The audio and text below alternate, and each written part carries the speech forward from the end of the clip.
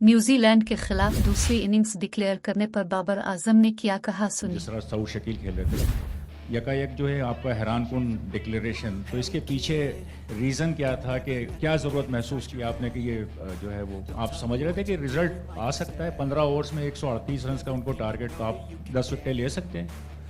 हाँ देखें, शुरू में भी यही कहा था कि हम रिज़ल्ट की तरफ जाएंगे। चांस हमने लिया, बिल्कुल। यू नेवर नो, क्रिकेट है, कुछ भी हो सकता है और आप चांस ले सकते हैं और हमने लिया। और मेरे ख्याल से जिस तरह साउद और वसीम जूनियर ने पार्टनरशिप जहाँ उन्होंने लगाई, वहाँ पे हमें उस चीज़ की बहुत ज़रूरत थी, क्योंकि वही हमें मैच में लाए और उसके बाद फिर ये चीज़ मेरे जहन में है कि हम डिक्लेरेशन कर सकते हैं। और मेरे ख्याल से आपने भी इंजॉय किया होगा, सब हैरान होंगे कि ये किस टाइम पे क्या डिसीजन लिया है, लेकिन बैक ऑफ द माइंड यही था कि हम चांस लेंगे।